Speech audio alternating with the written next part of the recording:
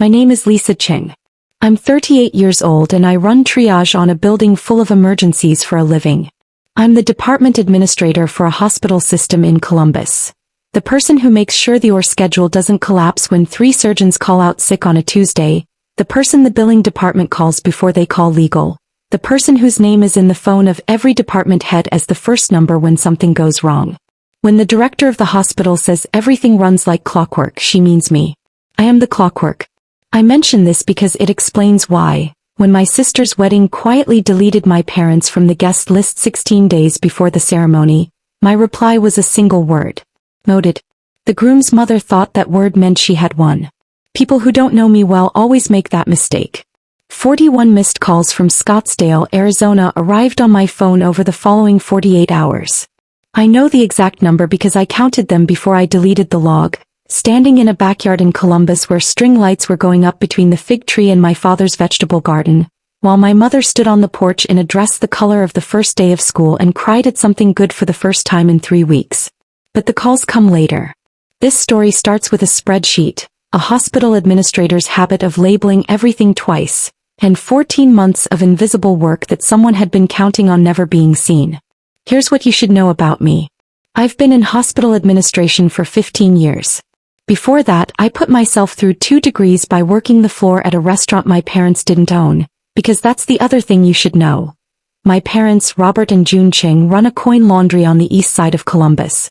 14 machines, 3 dryers, a folding table with a crack in it my father has been meaning to fix since I was in high school. It's their 3rd decade in that building. They own it outright. They go in at 6 and close at 8, and never once in 35 years of marriage have I heard either of them suggest that what they do is anything other than exactly what they chose. My sister Rachel is 34. She is 4 years younger than me and has always occupied a different atmospheric zone. The one where things are noticed, photographed, and described in the caption as effortless. She's beautiful in the specific way that reads well in natural light, and she has always known it, not cruelly, just accurately, the way you know the layout of a room you've lived in for years. She works in marketing. Of course she does. 2 years ago, Rachel met Marcus Hartfield at a dental industry conference. Marcus is 37, a genuine smile, the kind of man who makes everyone feel like they're the most interesting person in the room, and the operations director of a group his mother built from nothing. Hartfield Dental Partners, 12 practices across Central Ohio, currently in what I had occasion to describe later as an ambitious phase of expansion. His mother is Constance Hartfield. I will tell you about Constance Hartfield the way I describe a complex chart to a new resident. Efficiently, without editorializing, and with precision that turns out to be the most devastating thing available. Constance was 71 years old, the founder of Hartfield Dental Partners, and she conducted herself like an institution holding an audit. She had an eye for composition, for who stood where in a room and what those positions communicated. When she shook my hand at the engagement party, she held it a half-second longer than the greeting required, looked at me with the assessing focus of someone pricing a renovation, and said, "Rachel tells me you're the one who makes things work." Then she tilted her head slightly. "We'll want to put that to use." Well, I filed the word. In my line of work, we is the most expensive word in a sentence. Within 3 months, I was the unofficial coordinator of a destination wedding for 160 guests at a private estate in Scottsdale, Arizona called Casa Dorada. Unpaid. Running through a family that operated event venues professionally. They had staff. They had a dedicated wedding coordinator on salary. They used me. I built a spreadsheet because I'm me, 3 tabs color-coded, vendors, timeline, contacts. The venue liaison, a woman named Paula who had coordinated 60 weddings at Casa Dorada, saw it and said quietly, "They charged $12,000 for something half as organized."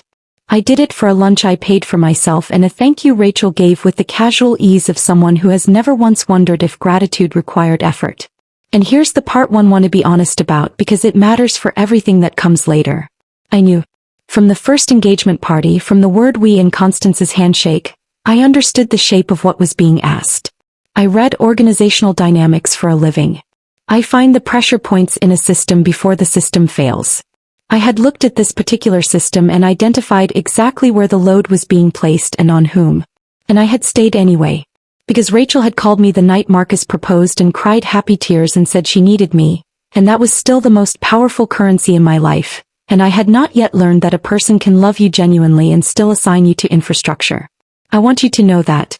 You can see the architecture of a trap perfectly clearly and still walk into it if the people you love are standing in the middle of it with you. I told myself the spreadsheet was love.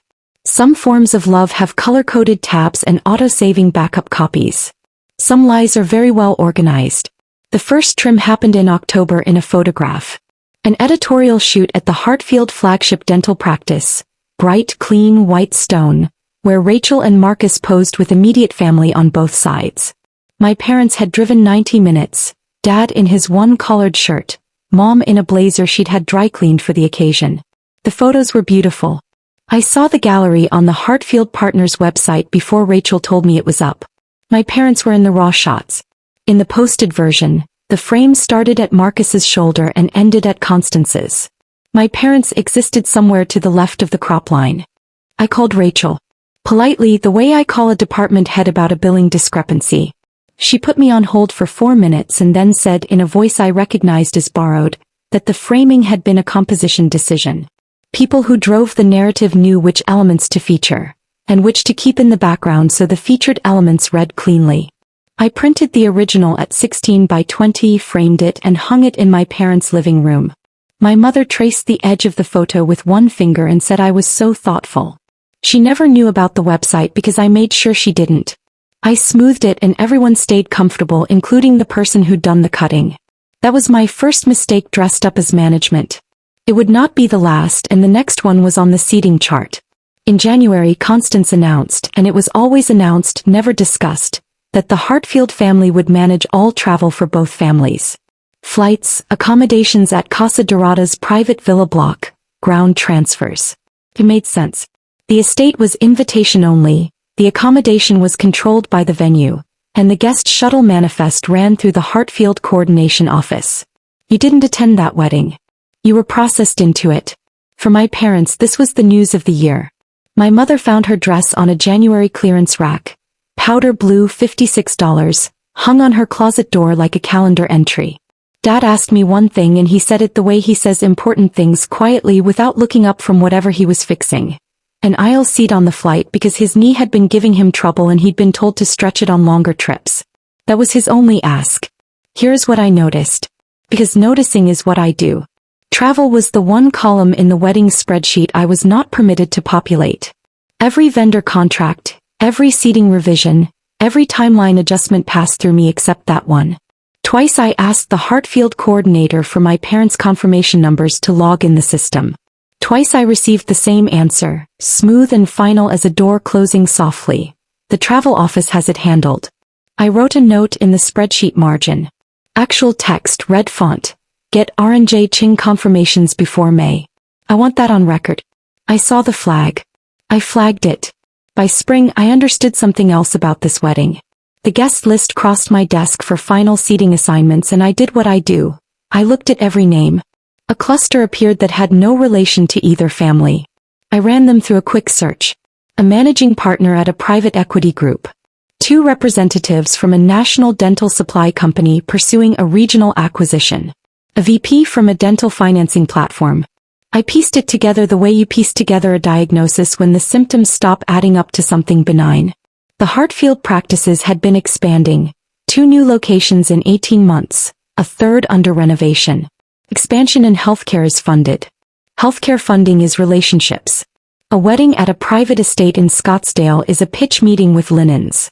The florals weren't chosen for Rachel. The seating chart was a balance sheet. And I was the free coordinator who had made the operational side of that pitch meeting run without friction for 14 months. Then 16 days before the wedding, the final travel itinerary arrived. A PDF with a desert sunset on the header. I read it the way I read everything, line by line. Every guest had a confirmation code. The dental supply VP had one. Constance's personal stylist had one. My parents had nothing. Their names weren't in the travel section at all. Not removed. Simply absent. As if the document had never once considered that they should be there. I did what I do. I called the coordination office and assumed the best. Clerical error, records mismatched, easily fixed. A pleasant voice said she'd look into it. I called again the next morning. I sent a professional email. I did my own checking because trust is a courtesy and verification is a standard of care. The villa block at Casa Dorada had closed. Finalized, released, sold out, 3 weeks earlier. When the coordination office replied on the 4th day, the email was 2 sentences. Per family decision, the traveler list is finalized. Accommodations at capacity. Per family decision. I sat in my parked car and read those 5 words until they stopped performing the shape of a mistake.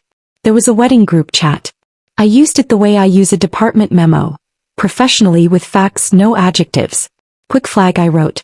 Mom and Dad have no flights or room assignment in the final itinerary. Travel office says the list is finalized. Can someone help me correct this today? The reply came from Constance directly, which told me it had never been clerical. It was 4 lines. Her signature was at the bottom. I will give it to you exactly as it read because I've read it enough times to have it in the muscle memory of my fingertips. Thank you for flagging. After careful reflection, we've made the difficult decision to maintain the finalized guest complement. Some situations require us to keep the portrait clean. Some people belong in the portrait. Some are the caption. We hope the family understands. Some people belong in the portrait. Some are the caption. I stood in my kitchen for a long time. I am trained to triage. I am trained to assess quickly and respond proportionately. What moved through me in those minutes was not calm. It was 14 months of invisible work making a single clear sound, the way an instrument sounds when you finally hear what it's been playing all along. My thumbs hovered. I could have responded with dates, with the email I'd sent in March, with the spreadsheet margin note in red. I could have called Rachel, who had not called me, who had not appeared in this thread at all. Instead I typed the only thing that was completely true. Noted. Constance read it within the minute. No reply. She thought she had ended a conversation. What she had done was hand me the only clarity I had needed for 14 months. Noted is not the same as accepted. Noted means I have logged this. It means the record is complete. It means I now know exactly what I am working with. That night, I opened my laptop to spend my way around her with my own money, and I need you to watch me try because if I tell you it was easy, I am managing you instead of telling you the truth. Phoenix to Columbus. The cheapest remaining flights were $4,000 a seat with 2 connections. I have savings. I kept going. Rooms. The estate block was closed. The nearest hotels had been absorbed by a Scottsdale bridal conference week, and the bed and breakfast 40 minutes south was, I actually laughed when I saw this, booked entirely by a dental industry conference attendee block.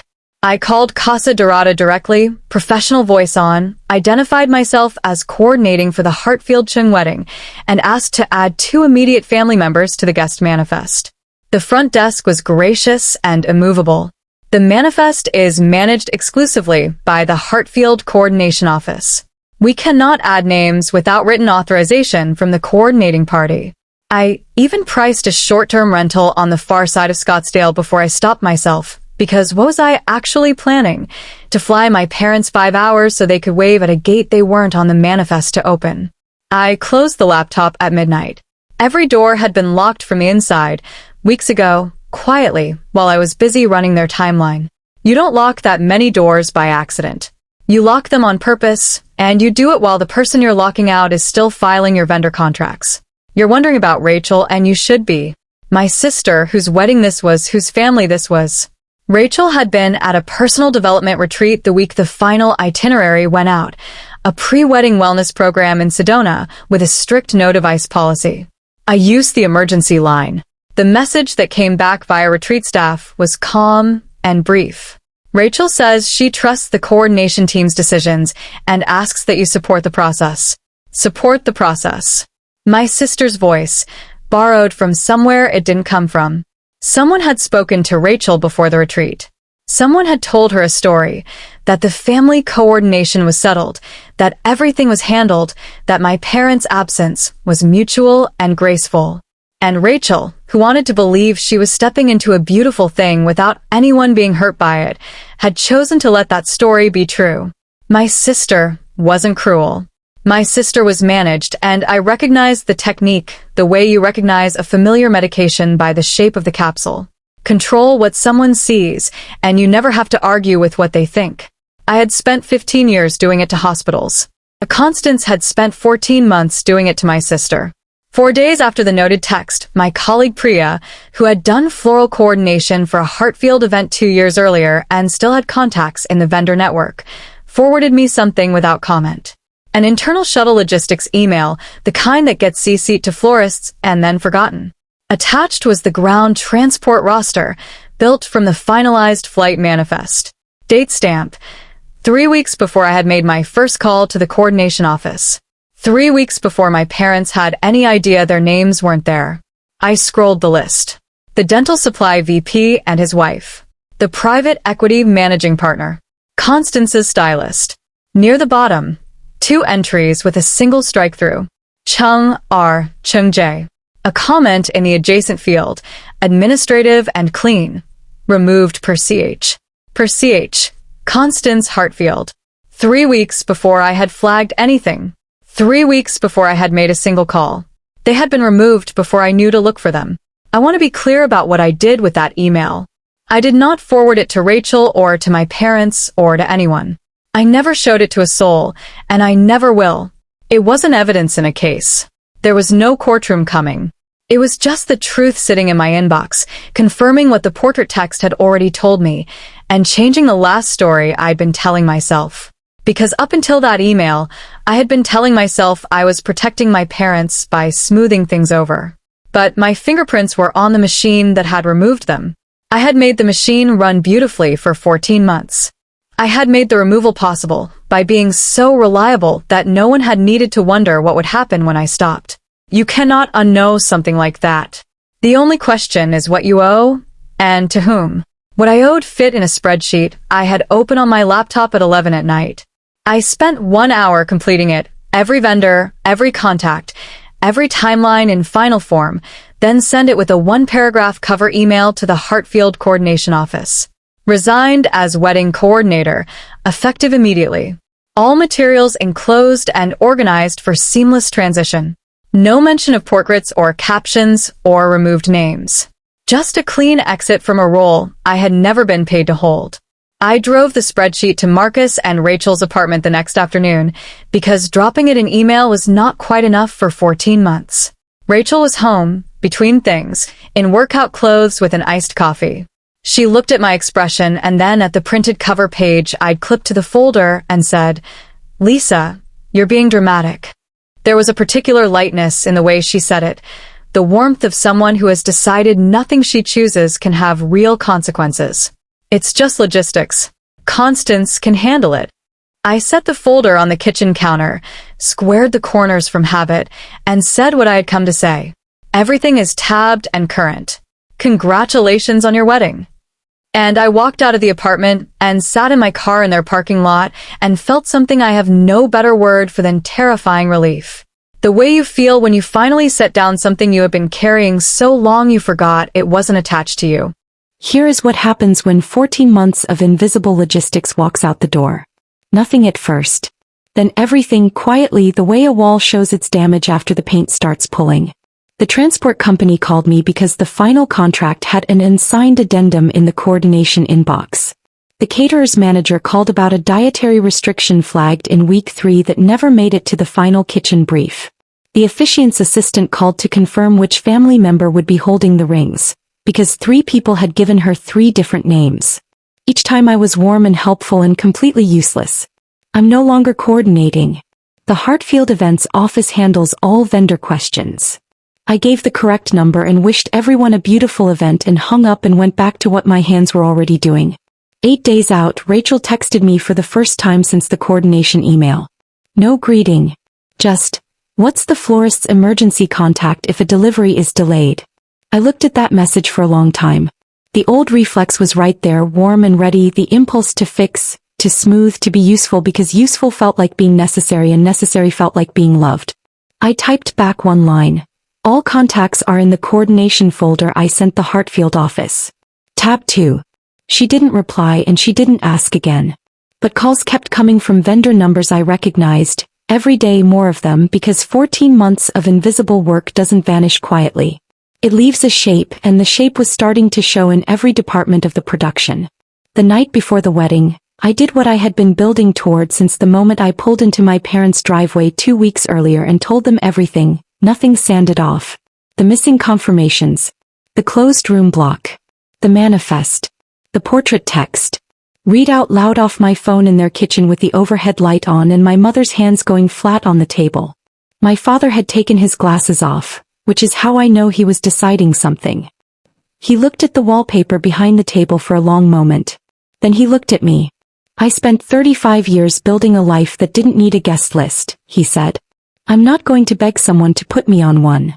Mom nodded once, slowly, the way she nods when the doctor confirms something she already felt in her body. She asked me one thing. Was Rachel safe? Was she happy? I said I believed so. Then Mom stood up, moved the kettle to the burner and said, "Then we make tea." That was the whole verdict. A family that had never needed a ceremony to know who it was. I took 3 days off and spent $5,800 from savings I had been calling a someday fund, which turned out to be the most precisely named fund I've ever managed. A white tent from a rental company whose owner I'd used twice for hospital fundraisers. Folding chairs with white cushions. String lights, the good ones that actually diffuse rather than just glow. Priya did flowers at her cost because she had been waiting for an opportunity to give me something she couldn't calculate, and I let her.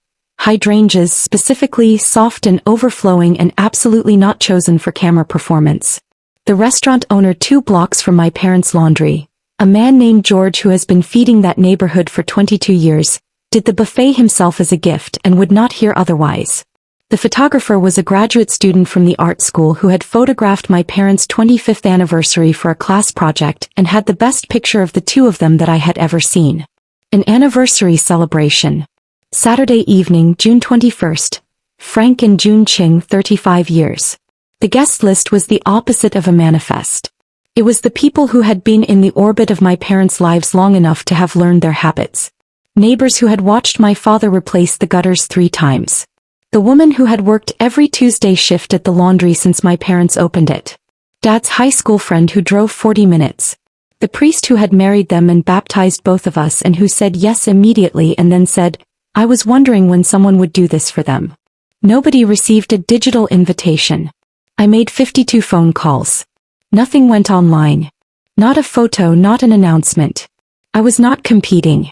I was not hiding. I just was not performing. The night before, Constance called me. I want to be honest about how that call felt because I owe you the truth about my own near yes the way Tina Myers owed hers.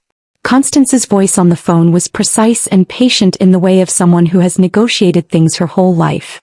She said there had been a miscommunication at the coordination level. She said the family wanted to make things right. She said she could arrange 2 seats on a Saturday morning charter. Wheels up at 6, landing in time for the afternoon reception. A suite at the villa comped. The car. She wanted me coordinating the weekend. She used the word essential. She offered to compensate me for the work I'd already done. And then so smoothly I nearly missed it, the condition. She needed the family understanding that the travel issue had been an administrative error. Especially with the investor guests present, it was important that the Ching family appear gracefully aligned. She needed my parents at the welcome reception for photographs with Marcus. She needed me to frame it correctly to Rachel, who had apparently stopped responding to Constance's calls. Everything can still be perfect, Lisa, she said. It just needs everyone reading from the same page. I stood at my kitchen counter and looked at the offer the way I look at a budget proposal that has beautiful numbers and wrong assumptions underneath them. My parents at Marcus and Rachel's wedding. The family portrait complete. 6 hours of travel, a suite, a car, and my name cleaned from the story. The pen was a lie with a logistics solution attached to it. What I kept coming back to was the date stamp on that shuttle roster. 3 weeks before I had made a single call. 3 weeks before I had said a single word. My parents had been trimmed from the production before I knew to look for them. That's not a coordination error. That's policy. And the suite they were offering now wasn't a correction. It was a prop rental. My parents at a garden table after the vows, in the background of the welcome reception photographs, available to the investor guests as evidence of a complete family. Caption: not a portrait. My parents aren't available to be rented for a photograph, I said. The coordination folder has everything the events office needs. I hope the weekend goes beautifully. She said something after that, clipped, controlled, the way a thermostat sounds when the setting changes. I hung up before she finished the sentence, which I had never done to anyone in 15 years of professional calls, and which felt, honestly, like the most competent decision I had ever made. I turned the phone face down on the counter and went to fold chair cushions, because tomorrow was 35 years and tomorrow was mine. Saturday morning was clear and mild, the kind of June day that makes a backyard look like an intention. George arrived at 9 with the food in hotel pans. Priya came with the hydrangeas in buckets and hugged my mother so long that Dad had to come over and ask if anyone was going to eat. Dad walked the tent perimeter 3 times checking chair alignment that only he could see was off. Mom ironed the tablecloths on the rental tables because she will not place a wrinkled cloth. I put the finishing touches on the photo strings and did not look at my phone. It started going off a little before noon. Constance. A Scottsdale number. Constance again. Wait. Unknown. A cascade of them, building in rhythm. A construction of missed calls that told its own clear story about what was happening 5 hours away at a private estate while I was arranging hydrangeas on a folding table in a Columbus backyard. I watched the phone dance on the counter for a minute. This small rectangle full of someone else's system requiring maintenance I was no longer providing. Then I opened the kitchen utility drawer, the one with batteries and takeout menus and a broken thermometer nobody had thrown away, and set the phone inside and closed the drawer. The buzzing continued, muffled, regular, the sound of a problem that had stopped being mine. Nobody in that backyard knew what was happening in Scottsdale, and I genuinely include myself. I had chosen not to know, and choosing felt like professional development of the highest order. That evening, when Dad made the toast, 3 sentences, no notes, his reading glasses on his forehead the way he wears them when he's not using them, Mom laughed in the middle of the 3rd sentence and the whole backyard laughed with her, including a table of people who had never met each other before that afternoon. I stood at the edge of the tent with a plate I never filled and watched my parents in the center of the light they had made without anyone's help for 35 years. And for the first time in 14 months, I was not running anything. I was just there. When I finally opened the utility drawer that evening, the screen told a short story. 41 missed calls. 1 voicemail. I set the phone in my pocket without listening to it and went back outside, because there were still string lights on and my father was teaching the restaurant owner's teenage son the correct way to cut a watermelon, which is apparently a lesson that cannot wait. Rachel called Sunday morning from what I later understood was an airport. Her voice sounded like something had been removed from it overnight. Not anger, not even sadness exactly, just the particular flatness of someone who has been looking at a thing long enough to stop arguing with its shape. She said, "Tell me what happened. All of it. Don't manage me." I stood barefoot in my kitchen hearing my sister say the one sentence I had never expected from her. Don't manage me.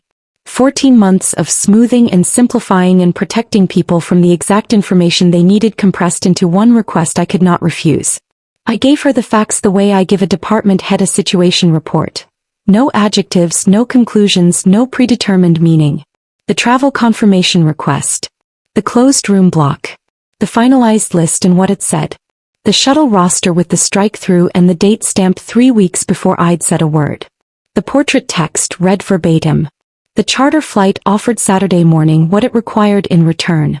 There was a long silence on the line. Then Rachel said, "She told me Mom and Dad had decided not to come. She said Dad's knee, that it was mutual." Pause. I believed her because I needed to. She said it the way honest people say hard things. Fast without ceremony.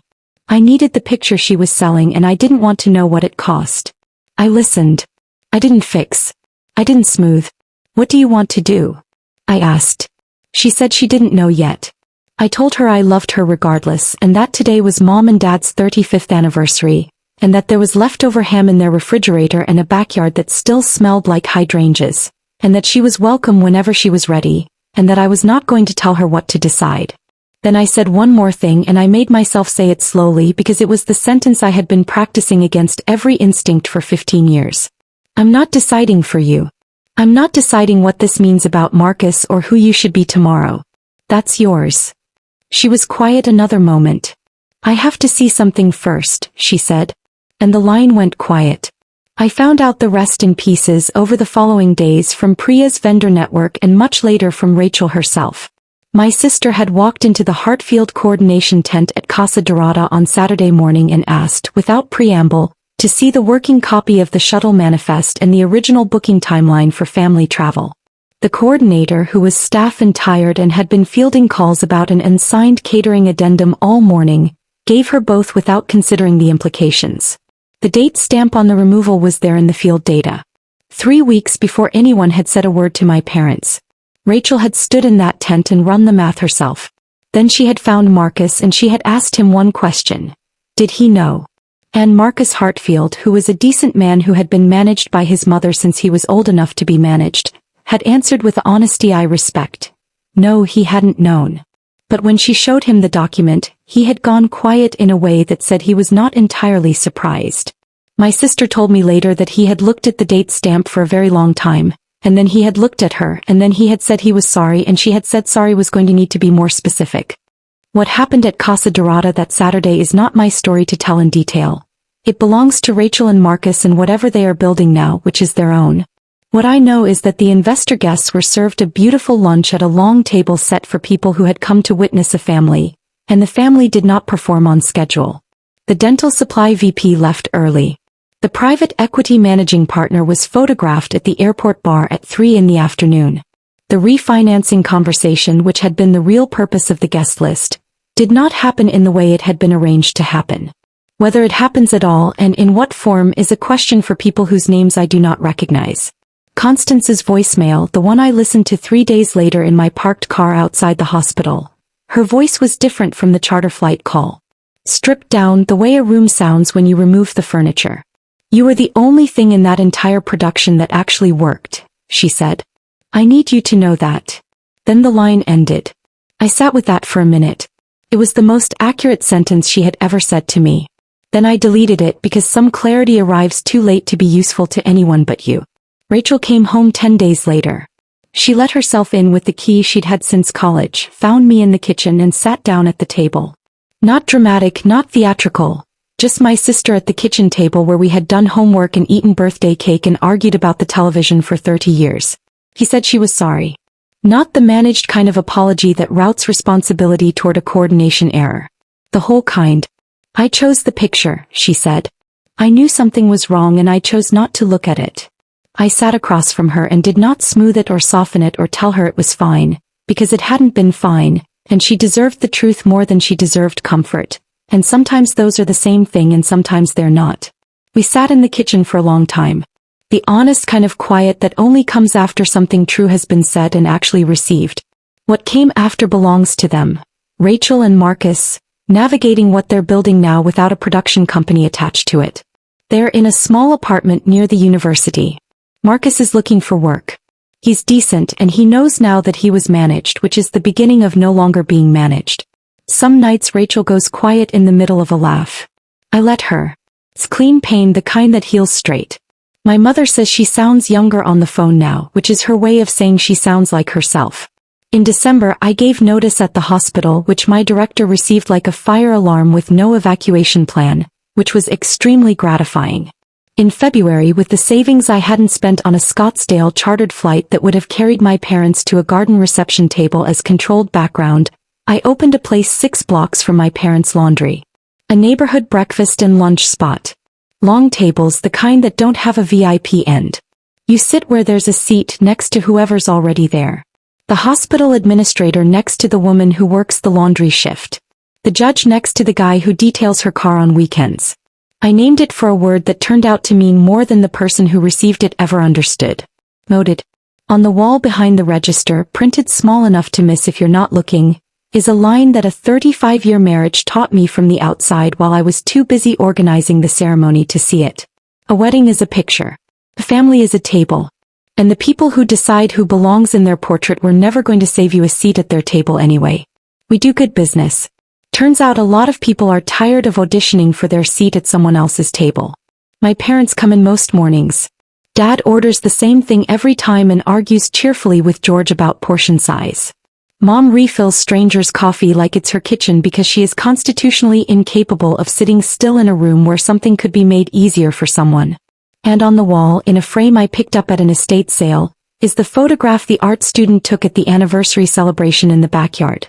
My parents under string lights, mid-laugh, Dad's hand on Mom's shoulder, the tent white and warm behind them.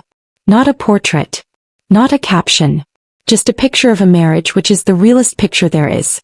If someone ever made your family feel like background people, If you've been the one running the systems while someone else stood in the frame, drop a comment and tell me what you finally stopped managing.